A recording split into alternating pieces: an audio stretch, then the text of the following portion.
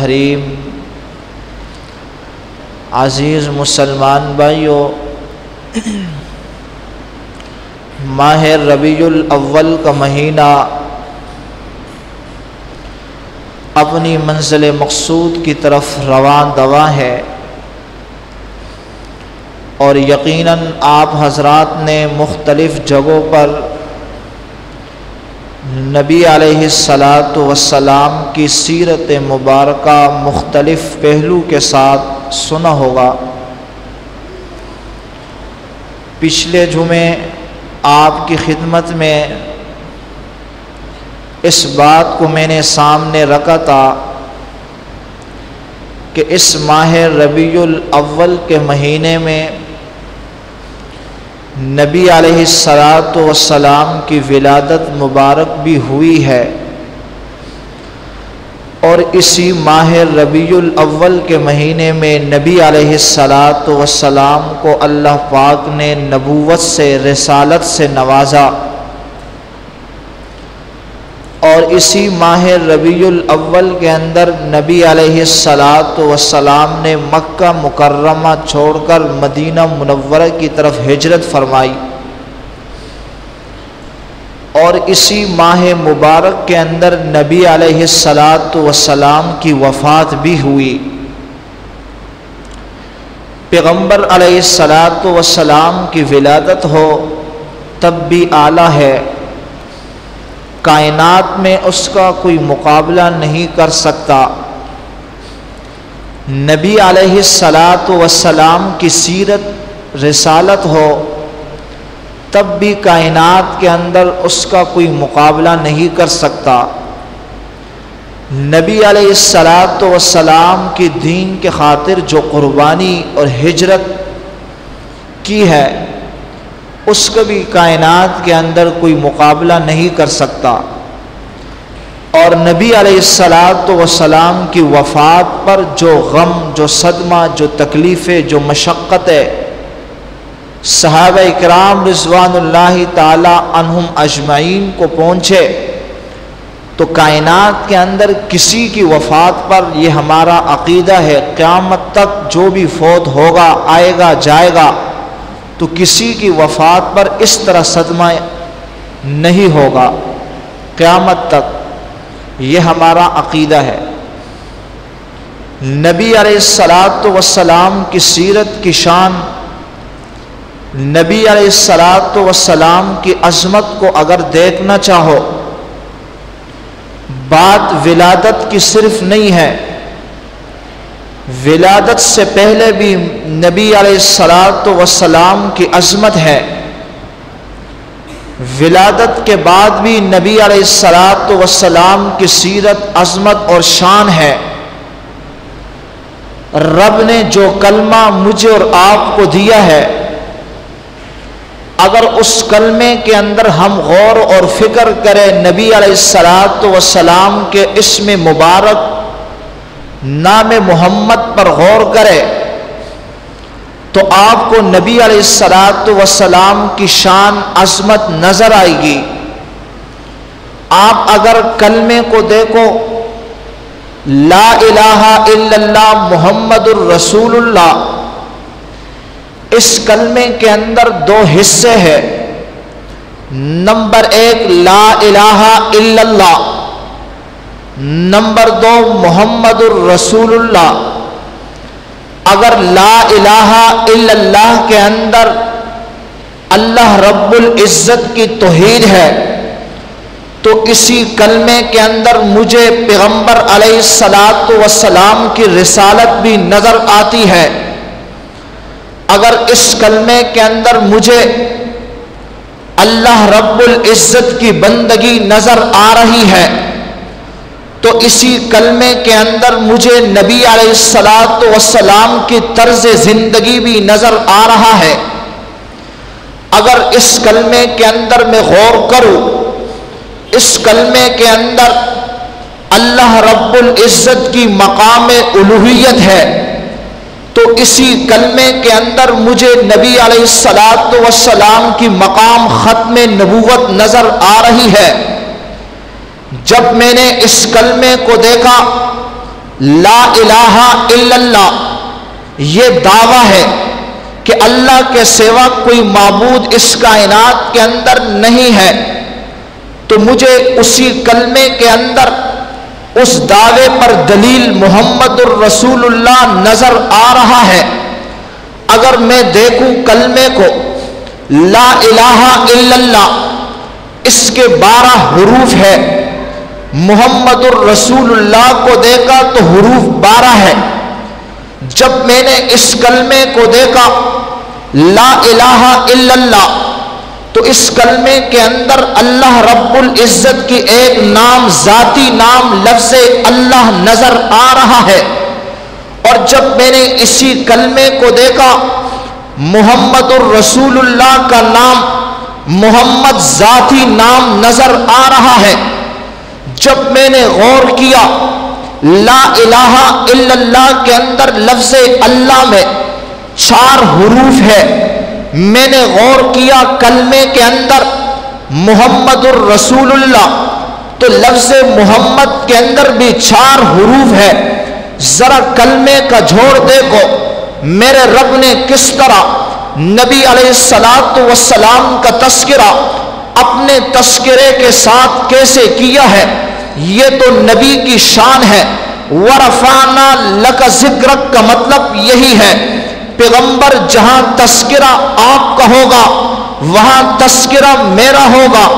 جب میں نے کلمے کو دیکھا لا الہ الا اللہ، لفظ اللہ کو، اگر کوئی اس لفظ اللہ سے ایک حرف کو نکال دے تب بھی معنی پر کوئی فرق نہیں پڑتا، اسی طرح لفظ محمد سے کوئی ایک حرف کو نکال دو تب بھی معنی پہ کوئی فرق نہیں پڑتا۔ جب میں نے دیکھا لفظ اللہ سے حمزہ نکال دیا تو للہ ما فی السماوات وما فی الارض، مجھے نظر آیا یہ بھی میرا عقیدہ ہے۔ جب میں نے لفظ محمد سے میم کو ہٹا دیا تب بھی معنی میں فرق کوئی نہیں آیا۔ الحمدللہ رب العالمین، تعریف تو تب بھی ہے سمع اللہ لمن حمدہ، میم کے ہٹانے سے لفظ حمدہ رہ گیا۔ جب میں نے لفظ اللہ سے لام کو بھی ہٹا دیا تو پھر مجھے لہو ما فی السماوات وما فی الارض، رب کی توحید تو پھر بھی ہے۔ میں نے جب لفظ محمد سے لفظ ہاں کو بھی ہٹا دیا تو پھر مجھے حمد مد نظر آیا۔ مد کا معنی کھینچنے والا۔ میرے نبی علیہ السلام جس کو بھی دیکھا ہے اس کو اپنی طرف کھینچا ہے۔ جب میں نے لفظ اللہ سے لام کو بھی ہٹا دیا تو پھر مجھے قل هو اللہ لفظ ہو نظر آیا، ادھر بھی توحید باقی ہے۔ جب میں نے لفظ محمد سے میم کو بھی ہٹا دیا، دوسرا میم اس کو بھی نکال دیا، لفظ دال رہ گیا۔ دال کا معنی الدال علی الخیر، الدال علی الہدی، جو خیر کی طرف دلالت کرنے والی ذات، خیر کی طرف بلانے والی ذات، وہ پیغمبر علیہ السلام کی ہے۔ جب کلمے کو میں ہر طرف سے دیکھتا ہوں تذکرہ رب کا ہے، تو اسی کلمے کے اندر بھی پیغمبر علیہ السلام کا تذکرہ مجھے صاف طور پر نظر آ رہا ہے۔ یہی تو ورفعنا لک ذکرک ہے۔ تو بات ولادت کی کرتا ہے، میں نے کہا نہیں، اس پیغمبر کی سیرت کو میں کس انداز سے بیان کروں؟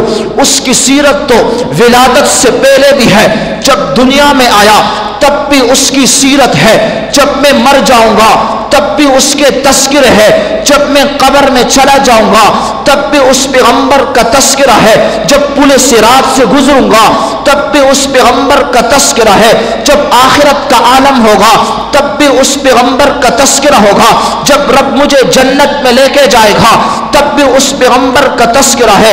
چلیے نا دیکھ لو، ولادت سے پہلے، عالم دنیا سے پہلے میں نے دیکھا عالم ارواح کے اندر مجھے اس پیغمبر کا تذکرہ نظر آیا۔ کس طرح رب نے فرمایا وَإِذْ أَخَذَ اللَّهُ مِيثَاقَ النَّبِيِّينَ لَمَا آتَيْتُكُم مِّن كِتَابٍ وَحِكْمَةٍ ثُمَّ جَاءَكُمْ رَسُولٌ مُصَدِّقٌ لِّمَا مَعَكُمْ، اے تمام انبیاء تم تو دنیا میں آ چکے ہو، لیکن آنے کے بعد تمہارا ایک کام ہے، بڑا اہم کام ہے۔ کیا کام ہے ربا؟ میں آخر میں ایک رسول کو بھیجوں گا جس کا نام محمد مصطفیٰ صلی اللہ علیہ وسلم ہوگا۔ اے انبیاء تم نے اس نبی پر ایمان لانا ہے۔ لَتُؤْمِنُنَّ بِهِ، عالم ارواح کے اندر اس پیغمبر کا تذکرہ ہے۔ جب میں عالم ارواح سے قدم رکھتا ہوں اس دنیا کے اندر مجھے پیغمبر علیہ السلام کا تذکرہ نظر آتا ہے۔ جب میں اذان دیتا ہوں اذان کے اندر پیغمبر کا تذکرہ، جب مجھے کلمہ پڑھایا گیا تو اس کلمے کے اندر پیغمبر علیہ السلام کا تذکرہ، اذان کے بعد نماز کے لیے اقامت دی جاتی ہے، جی ہاں تو اس اقامت کے اندر پیغمبر علیہ السلام کا تذکرہ، اقامت کے بعد امام صاحب نماز پڑھاتے ہیں، اس نماز کے اندر پیغمبر علیہ السلام کا تذکرہ، نماز میں تشہد پڑھتے ہو، جی ہاں تو تشہد میں میرے نبی علیہ السلام کا تذکرہ، درود شریف پڑھتے ہو تو اس درود شریف کے اندر بھی پیغمبر علیہ السلام کا تذکرہ، جی ہاں درود شریف کے بعد دعا میں بھی مانگتا ہوں، دعا تم بھی مانگتے ہو، اس دعا کے اندر پیغمبر علیہ السلام کا تذکرہ۔ جب میں نے عالم دنیا کے ہر گھر و دیوار کے اوپر نبی کا تذکرہ دیکھا، صحرا بازاروں کے اندر مچھلیوں کی زبانوں پر، ہر خطیب کے زبان پر، ہر قلم کی نوک پر پیغمبر علیہ السلام کا تذکرہ ہے، جی ہاں عالم دنیا سے چلا گیا، جنازے کا ٹائم آیا، جنازے کے بعد رب کا تذکرہ کرنے کے بعد پیغمبر علیہ السلام کا تذکرہ ہے، جی ہاں مجھے قبر میں رکھ دیا گیا، فرشتے نے کہا مر رب کا، تمہارا رب کون ہے؟ جواب دینے کے بعد رب کا تذکرہ ہو گیا، پھر وہی فرشتہ نبی کا تذکرہ کرتا ہے، قبر کے اندر بھی میرے نبی کا تذکرہ ہے۔ جب اس قبر سے اٹھ کر عالم محشر کے اندر اس نبی کا تذکرہ شفاعت کی صورت میں ہے، جی ہاں عالم محشر کے بعد عالم آخرت میں اس نبی کے سامنے سارے جائیں گے، میرے نبی کہے گا امتی امتی، اس وقت بھی تذکرہ میرے نبی کا ہے۔ جب رب جنت پہ لے کے جائے گا تو جنت کے ماتھے پر پیغمبر علیہ السلام کا تذکرہ ہے، جنت کے پھولوں کے اندر، جنت کے حور و غلمان کے اندر، جنت کے غلمان کے جبینوں پر مجھے پیغمبر علیہ السلام کا تذکرہ نظر آتا ہے۔ یہ نبی کی سیرت، اس کی ابتدا بھی نہیں ہے، نبی علیہ السلام کی سیرت کی انتہا بھی نہیں ہے، وہ تو ولادت سے پہلے عظمت والا، پھر ولادت کے بعد جنت کے آخر تک، بلکہ اس سے بڑھ کر عرش معلیٰ کے پایوں پر مجھے تذکرہ نبی کا نظر آتا ہے، لوح محفوظ پر تذکرہ میرے نبی کا ہے، سدرۃ المنتہا کے انتہا پر تذکرہ نبی علیہ السلام کا ہے۔ رب نے کہہ دیا وَرَفَعْنَا لَكَ ذِكْرَكَ، اے نبی ہم نے آپ کا مقام بلند کر دیا، ہم نے آپ کی ذات کو بھی اونچا کر دیا، آپ کا مقام بھی بلند کر دیا۔ سوال ہوا ربا سارے انبیاء جو دنیا میں آئے ہیں وہ تو سارے بلند ہیں، جب میں نے دیکھا آدم علیہ السلام کو جن کے سامنے فرشتوں کو سر سجدہ کروا دیا گیا وہ بھی بلند ہے، حضرت نوح علیہ السلام 950 سال تک دعوت تبلیغ کرتا رہا، وہ بھی بلند ہے، جی ہاں حضرت عیسیٰ علیہ السلام انگلی کی اشاروں سے مردوں کو زندہ کرتا رہا، وہ بھی بلند ہے، حضرت موسیٰ علیہ السلام کو کوئی طور کے اوپر اپنا جلوہ دکھایا، وہ بھی بلند ہے۔ تو پھر ربا حضرت ابراہیم علیہ السلام نمرود کے آگ میں جن کے لیے آپ نے اس آگ کو باغچہ گلدستہ بنا دیا وہ بھی بلند ہے۔ انبیاء تو سارے بلند ہیں، ہمارا عقیدہ ہے، تو پھر آپ نے ورفعنا لک ذکرک میرے محبوب کو خاص کیوں فرمایا؟ رب نے کہا تم نے سمجھا نہیں ہے، باقی سارے انبیاء بلند ہے، حضرت عیسیٰ کے معجزات دیکھو بلند ہے، موسیٰ علیہ السلام کے کمالات دیکھو بلند ہے، حضرت ابراہیم کی جوش تبلیغ کو دیکھو بلند ہے، حضرت لوط کی حکمت کو دیکھو بلند ہے، حضرت دانیال کی محبت کو دیکھو بلند ہے، حضرت زکریا کی وقار کو دیکھو بلند ہے، حضرت موسیٰ کے کمالات کو دیکھو بلند ہے، لیکن ورفعنا لک ذکرک اس کا مطلب یہ ہے میرے محبوب تو خود تو بلند ہے، لیکن اس کی شان دیکھو، اس پیغمبر کی نسبت جس کی نسبت اس پیغمبر کے ساتھ ہوئی ہے، رب نے اس کو بھی بلند کر دیا۔ جب اس نبی علیہ السلام نے مکہ کے سرزمین کے اوپر اپنے قدم مبارک رکھ دیے تو مکہ کو مکرمہ بنا دیا۔ جب اس نبی علیہ السلام کے قدم مبارک مدینے میں لگے تو مدینہ سے منورہ بن گیا۔ جب اس پیغمبر علیہ السلام کے نبی علیہ السلام کے کندھوں پر صدیق اکبر آیا تو اس صدیق کو میں نے سارے صحابوں کا سردار بنا دیا۔ نبی علیہ السلام تو خود بلند ہے، لیکن اس کے ساتھ جو بھی مل گیا، اس کے ساتھ جس کی نسبت ہو گئی، میں نے اور رب نے اس کو بھی بلند کر دیا۔ حضرت عائشہ رضی اللہ تعالی عنہا کا حجرہ دیکھو جہاں پر نبی علیہ السلام مدفون ہے، رب نے اس جگہ کو بھی جنت کا ٹکڑا بنا دیا۔ یہ ورفعنا لک ذکرک، باقی سارے بلند ہے، لیکن اس نبی علیہ السلام کے ساتھ جس کی نسبت ہوئی، رب نے اس کو بھی بلند کر دیا۔ جس شہر میں قدم رکھا اس شہر کو بھی قابل تعریف بنا دیا، جہاں پر رشتہ کیا وہ رشتہ دار بھی قابل تعریف بن گئے، جن کو رشتہ دیا وہ بھی قابل تعریف بن گئے، جن کو اپنا یار بنایا وہ بھی قابل تعریف بن گئے، جن کو اپنی گھر والی بنایا ان کو بھی قابل تعریف بنا دیا۔ جو اولاد ہے میں نے ان کو بھی قابل تعریف بنایا۔ حلیمہ کو دیکھو رضی اللہ تعالیٰ عنہ، اس کے جھونپڑی میں آئے، میں رب نے اس کی جھونپڑی کو بھی قابل تعریف بنا دیا۔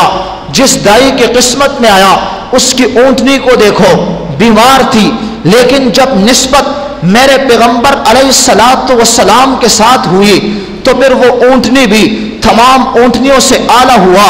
میرے نبی نے جو سفر کیا معراج کا، نسبت میرے نبی کے ساتھ ہے، اس سفر کو میں نے تمام قیامت تک کے سفروں سے اعلیٰ بنا دیا۔ نبی علیہ السلام جس براق پہ سوار ہوئے، میں نے اس براق کو بھی تمام براقوں سے اس کا سردار بنایا، اعلیٰ بنایا، اور جس کے ساتھ سفر کیا حضرت جبریل علیہ السلام، میں نے اس فرشتوں کو بھی تمام فرشتوں کا سردار بنا دیا۔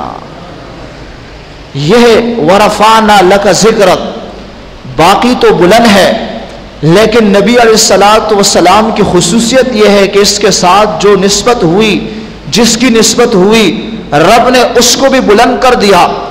ایک واقعہ نقل کر کے آپ سے اجازت چاہوں گا۔ نبی علیہ السلام کی شان کو دیکھو، جس وقت رب ذوالجلال نے ارادہ فرمایا کہ نبی علیہ السلام کو معراج کا سفر کروایا جائے، حضرت جبریل علیہ السلام کو بھیجا، چلے جا محبوب کے پاس۔ حضرت جبریل علیہ السلام تشریف لائے، دروازہ بند، نبی علیہ السلام سوئے ہوئے۔ حضرت جبریل علیہ السلام نے رب سے پوچھا، یا رب آپ کے محبوب تو آرام کر رہے، اس کو کس انداز سے جگا دوں؟ نقطے کی بات کر رہا ہوں، غور سے سننا۔ حضرت جبریل نے سوال کیا، رب میں کیسے جگاؤں؟ جگانے کی دو صورتیں ہیں، دروازہ کٹکھٹاؤ، فرمایا نہیں، محبوب کو تکلیف ہوگی۔ فرمایا آواز دے دوں باہر سے، فرمایا نہیں، آواز دینے سے بھی تکلیف ہوگی۔ یا محمد کہہ کے پکار دوں؟ فرمایا نہیں۔ دروازے کو کٹکھٹاؤ؟ فرمایا نہیں۔ صورت کون سی ہے؟ کیسے جگاؤ؟ سفر کروانا ہے، اندر جاؤ تو کیسے جاؤ، جگاؤ تو کیسے جگاؤ؟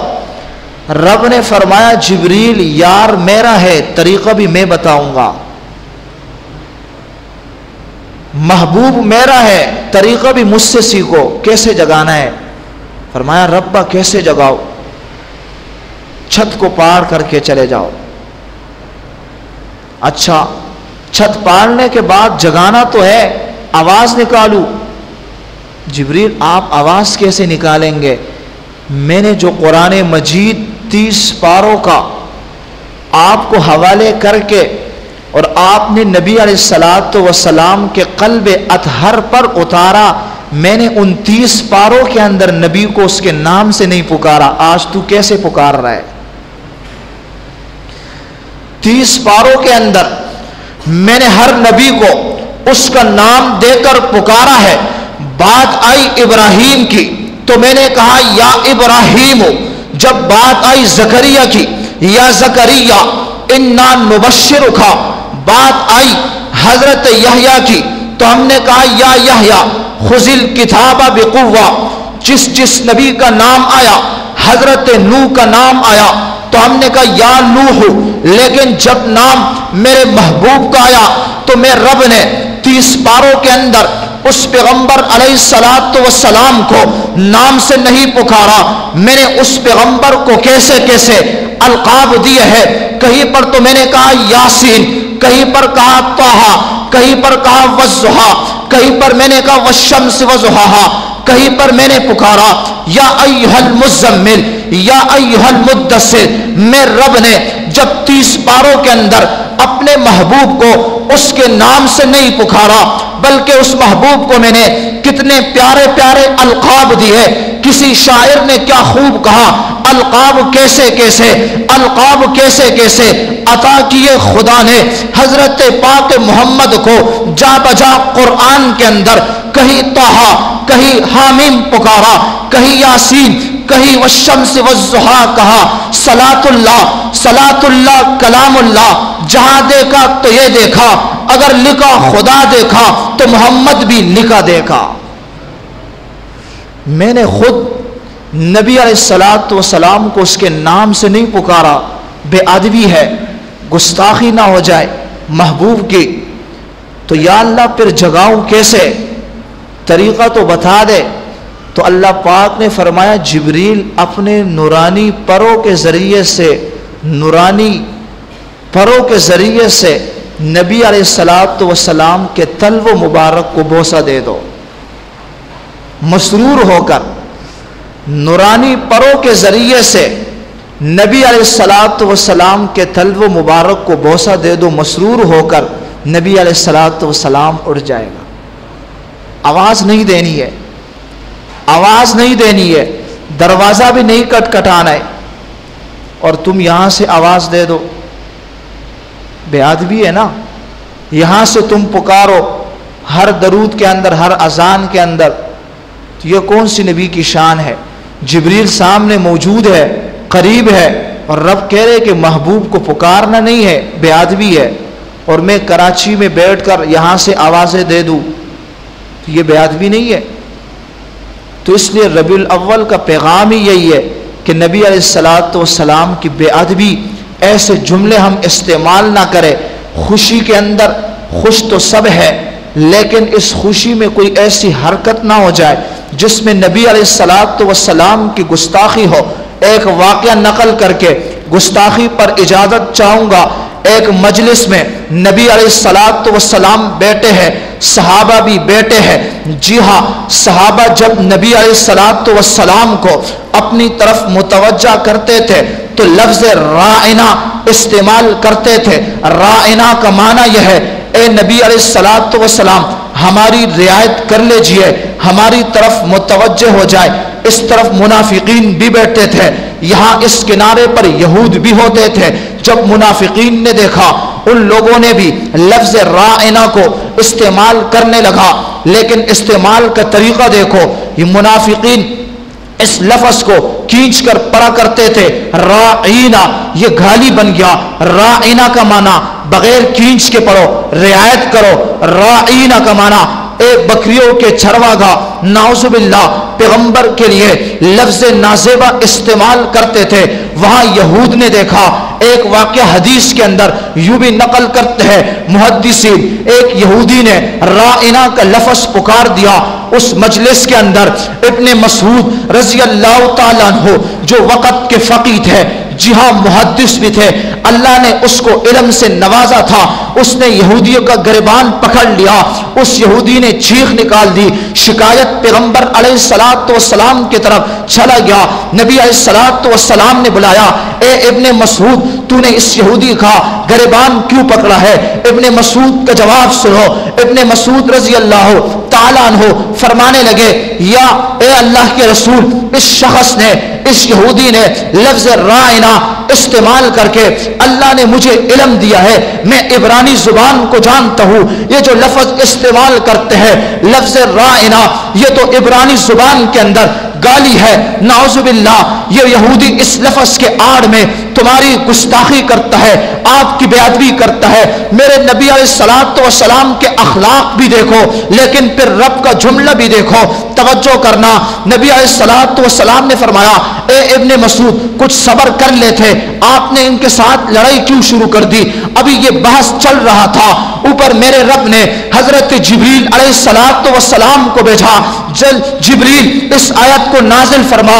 نبی علیہ الصلوۃ والسلام کے دل پر کون سی آیت؟ یا ایھا الذین آمنوا لا تقولوا راعنا، اے ایمان والو آج کے بعد جس لفظ کے اندر بھی پیغمبر علیہ الصلوۃ والسلام کی گستاخی ہو رہی ہے، جس لفظ کے اندر بھی بے ادبی آ رہی ہے، صحابہ تو کہتے تھے راعنا، لیکن ان کا مقصد تو گالی نہیں تھا، صحابہ تو صحیح نیت سے کہتے تھے راعنا، رعایت کر لو، لیکن یہودی نے اس لفظ کو نشانہ بنا کر پیغمبر علیہ الصلوۃ والسلام کی گستاخی کرنے لگے۔ منافقین نے اس لفظ کو لے کر میرے پیغمبر کی بے ادبی کر دی، رب کو یہ برداشت نہیں ہوا، جبریل کو حکم دیا، یا ایھا الذین آمنوا لا تقولوا راعنا، اے ایمان والو قیامت تک میرے رب نے اس جملے پر پابندی لگا دیا، قیامت تک آپ نے ابھی یہ جملہ نہیں کہنا ہے جس کے اندر پیغمبر کی گستاخی آ جائے، ایسے الفاظ بھی استعمال نہیں کرنا ہے جس کے اندر دو مفہوم ہو، ایک مفہوم صحیح ہو اور ایک مفہوم غلط ہو، لیکن اس میں غلطی کا شبہ آ رہا ہے تو آپ نے اس لفظ کو استعمال نہیں کرنا ہے۔ ربا پھر کیا استعمال کرے؟ صحابہ کو طریقہ بھی بتایا، راعنا چھوڑ دو، اگر کہنا ہے نبی علیہ الصلوۃ والسلام کو اپنی طرف متوجہ کرنا ہے، تنبیہ کرنا ہے، تو پھر لفظ انظرنا کہ ہماری طرف دیکھو، واسمعوا سنو۔ تو اس آیت سے کیا سبق ملا؟ یہی مسئلہ نکلتا ہے کہ نبی علیہ الصلوۃ والسلام کے لیے اس جیسے الفاظ استعمال کرنے سے گریز کرے، بچ جائے جن الفاظ کے استعمال کرنے سے نبی علیہ الصلوۃ والسلام کی گستاخی ہوتی ہے، بے ادبی ہوتی ہے۔ جو کچھ کہاں سنا اللہ پاک اس پر عمل کرنے کی توفیق عطا فرمائے۔ وما علینا البلاغ المبین۔